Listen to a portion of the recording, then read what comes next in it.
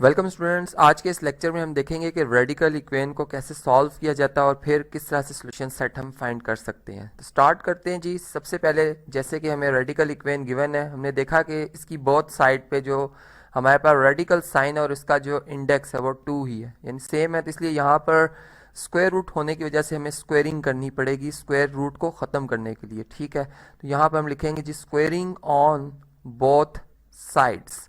और इसके बाद जब हम स्क्वेयरिंग करेंगे तो ज़ाहिर बात है कि स्क्वायर यहाँ भी किया जाएगा, लेफ़्ट साइड पे भी और राइट साइड पे भी, और जिससे स्क्वायर और स्क्वायर रूट आपस में कैंसिल आउट हो जाएंगे। इस तरीके से यहाँ से भी हम देख सकते हैं कि ये स्क्वायर और स्क्वायर रूट जो है वो आपस में कैंसिल आउट हो रहे हैं। और अब जो हमारे पास स्क्वेयरिंग के बाद जो फॉर्म बनती है वो मैं यहाँ पे लिखने जा रहा हूँ कि x + 8 divided by x - 3 equal to x difference 11 divided by x + 2। अब देखें जी, इस इक्वेशन को हमने जो है सिंप्लीफाइड फॉर्म में कन्वर्ट करना है, एक linear equation in one variable की शेप में लाना है। तो इसके लिए क्या करना होगा, डिनोमिनेटर्स जो कि राइट साइड पर है इसको शिफ्ट किया जाएगा, इसके मल्टीप्लिकेटिव यानी इन्वर्स से मल्टीप्लाई किया जाएगा जी बोथ साइड पर। तो जिससे हमारे पास लेफ्ट साइड जो है वो कुछ इस शेप की आ जाएगी कि x + 2 इंटू x + 8।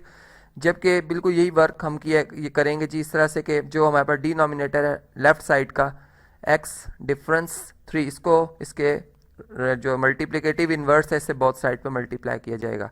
तो इस तरीके से ये हमारे पास इक्वेशन जो है इसकी ये शेप बन रही है। और अगर अब हम इन्हें मल्टीप्लाई करते हैं यानी डिस्ट्रीब्यूटिव प्रॉपर्टी के हवाले से x को अगर मल्टीप्लाई किया जाएगा x + 8 से, और इसी तरीके से अगर हम 2 को भी x + 8 से मल्टीप्लाई करते हैं तो यहाँ पे आप देख सकते हैं कि x फर्स्ट टर्म थी जो कि इन दोनों से मल्टीप्लाई हुई, और सेम यही वर्क हमने 2 जो कि इन दोनों टर्म से मल्टीप्लाई हो रहा है।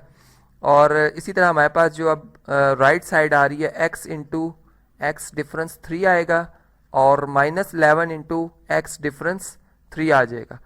अब देखें जी, यहाँ पर अगर हम इन्हें मल्टीप्लाई करते हैं x into x x square plus x into 8 आ जाएगा। सेम इसी तरह यहाँ पर 2 इंटू एक्स 2x और 2 इंटू 8 16 आ जाएगा। यहाँ पे अगर हम देखें तो ये हमारे पास बनता है जी x into x x square, x into 3 negative sign के साथ 3x आएगा। इसी तरह से 11 इंटू एक्स नेगेटिव 11x आ जाएगा और 11 इंटू 3 विद नेगेटिव साइन, तो ये पॉजिटिव 11 3 33 आ जाएगा।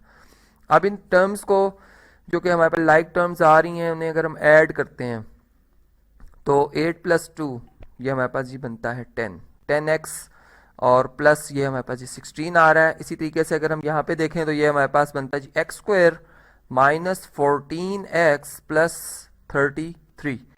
अब हम तमाम टर्म्स को जो कि हमारे पास राइट साइड पे आ रही है, मैं इन तमाम टर्म्स को शिफ्ट कर रहा हूँ जी लेफ़्ट साइड पे।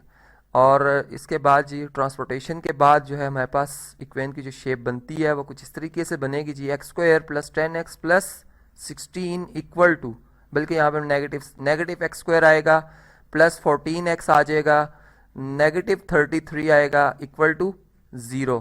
और अब यहाँ से हम लाइक टर्म्स को ऐड करते हैं और जो सब्ट्रैक्ट हो सकती हैं उन्हें सब्ट्रैक्ट करते हैं। जैसे x square negative half x square से कैंसिल हो जाएगा, 10 और 14 दोनों पॉजिटिव साइन के साथ हैं, x वाली टर्म्स हैं, 24x आ जाएगा। इसी तरीके से 33 डिफरेंस 16 ये आता है जी 17 और बिगर वैल्यू के साथ साइन नेगेटिव का, इसलिए हम यहाँ पे लिखेंगे -17 इक्वल टू 0। और यहाँ से अब हम कांस्टेंट टर्म को सेपरेट करते हैं जी, यहाँ से आ जाएगा 17। और अब हम अगर x के कोफिशिएंट से 24 से बोथ साइड पे डिवाइड करते हैं तो यहाँ से आप देख सकते हैं कि x की वैल्यू आएगी जी 17 डिवाइडेड बाय 24। तो ये आप देख सकते हैं जी x की वैल्यू जो हमारे पास आई है, क्योंकि एक रेडिकल इक्वेशन है। याद रहे कि गिवन इक्वेशन जो हमारे पास है वो एक रेडिकल इक्वेशन है जिसे चेक करना मस्ट होता है, लाजमी होता है। अगर क्वेश्चन में ये बात लिखी है या नहीं लिखी तब भी हमने स्ट्रिक्टली इसको फॉलो करना है। तो चलें जी, कॉपी करता हूँ मैं इस क्वेश्चन को यहाँ से, और चूँकि हमने वेरिफिकेशन करनी है तो यहाँ पर अलग से एक वेरिफिकेशन का जो है हमारे पास हेडिंग आएगी वेरिफिकेशन की। यहाँ पर मैं हेडिंग बना लेता हूँ जी वेरिफिकेशन की, क्योंकि लाजमी है जैसे बताया मैंने आपको। और अब हम इसमें x की जगह जहाँ जहाँ पे हमारे पास x इसमें मौजूद है वेरिएबल, इसकी जगह हम लिखेंगे 17/24। और ये जो हमारे पास साइंस हैं इनको हम एज इट इज़ रहने देते हैं। ये यानी जो जो हमने स्क्वेयरिंग की थी, फर्ज करते हैं ये चूंकि क्वेश्चन का पार्ट नहीं है, इसको हम कंसीडर नहीं करते। और चलें जी, इसको मैं यहाँ से रेस कर देता हूँ, ये आप देख सकते हैं। और अब हम इसमें x की वैल्यू सब्सिट्यूट कर रहे हैं, तो ये आप देख सकते हैं जी, स्क्वायर रूट ऑफ x की जगह क्या आ जाएगा 17/24 प्लस 8। इसी तरह x की जगह 17/24 माइनस 3। यहाँ पर अगर हम राइट साइड को देखें तो राइट साइड में बिल्कुल यही आएगा जी, 17/24 माइनस 11। इसी तरह 17/24 प्लस 2। और अब हम इसको ज़रा सिंप्लीफाई करते हैं, देखते हैं क्या लेफ़्ट साइड और राइट साइड इक्वल आ रही हैं या नहीं आ रही। तो देखते हैं जी, इसका एलसीएम लिया जाएगा, 24 आता है, चूँकि 8 का डिनोमिनेटर 1 है। और अगर हम डिनोमिनेटर सेम करना चाहते हैं 24 से, इसके न्यूमरेटर और डिनोमिनेटर को मल्टीप्लाई करेंगे, तो इस तरीके से 17 फर्स्ट टर्म में एज इट इज़ आएगा न्यूमरेटर, जबकि 8 को अगर 24 से मल्टीप्लाई किया जाए तो ये हमारे पास बनता है जी 192। इसी तरह से अगर हम यहाँ पर जो हमारे पास डिनोमिनेटर है, अगर आप इससे देखें तो इसका एलसीएम जो अगर लिया जाए तो 24 आएगा और न्यूमरेटर 17 ही रहेगा, जबकि 24 को अगर हम 3 से मल्टीप्लाई करते हैं तो ये हमारे पास जी 72 बनता है। बिल्कुल यही वर्क अब हम यहाँ पे भी करेंगे। और याद रहे कि ये तमाम जो भी हमारे पास नंबर्स हैं ये स्क्वायर रूट के अंदर ही हैं, यानी यहाँ पे स्क्वायर रूट को मैंने यहाँ से थोड़ा सा एक्सटेंड किया है। इसी तरह से अगर हम यहाँ पे देखें तो 24 जो है ये हमारे पास इनका एलसीएम बनता है, जबकि 17 डिफरेंस 11 को अगर 24 से मल्टीप्लाई किया जाए तो ये बनता है जी 264। सेम यहाँ पर हम डिवाइड करेंगे और हमारे पास यहाँ पर भी एलसीएम जो लिया जाए तो 24 ही आता है। 17 प्लस 24 को अगर 2 से मल्टीप्लाई करें ये बनता है जी 48। यहाँ तक पहुँच चुके हैं जी, अब मज़ीद आगे सॉल्व करते हैं इसे। देखें जी, यहाँ पर हमारे पास जो इसकी शेप बनती है कुछ इस तरीके से है कि अगर हम 17 में 92 ऐड करते हैं, 17 प्लस 192, तो ये हमारे पास 209 बनता है। जबकि यहाँ पर अगर देखें तो डिनोमिनेटर्स जो है 24 से कैंसिल आउट हो रहा है, सेम यही यहाँ पर 24 से कैंसिल हो रहा है। 17 का 72 से अगर डिफरेंस देखा जाए तो -55 आता है।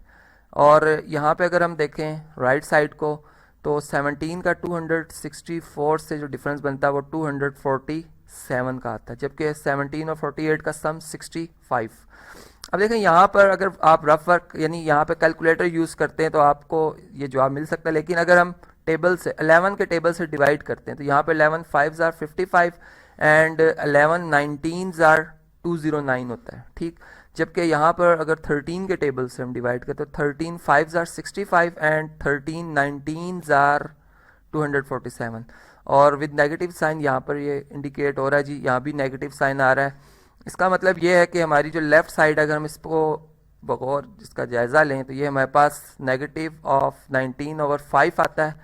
और इसी तरह जो राइट साइड है अगर आप इसे देखें तो ये भी -19/5 आता है, जो कि हमें बिल्कुल इनमें कोई फ़र्क नज़र नहीं आ रहा। ट्रू है, बिल्कुल राइट साइड लेफ़्ट साइड के बराबर है। इसका मतलब ये हुआ कि हमने जो x की वैल्यू यहाँ पे फाइंड की थी वो वेरीफाई हो रही है, ठीक है, इक्वेशन को सेटिस्फाई कर रही है, सोल्यूशन का पार्ट है, इसलिए इसे एक सेट में क्लोज किया जाएगा जिसे हम सोल्यूशन सेट कहेंगे। और इसमें x की वैल्यू 17/24 लिख दी जाएगी। तो देखा आपने कि किस तरीके से हमने जो है वो रेडिकल इक्वेशन को सॉल्व किया और फिर उसके सोल्यूशन सेट को देखा और उसके सोल्यूशन को चेक भी किया।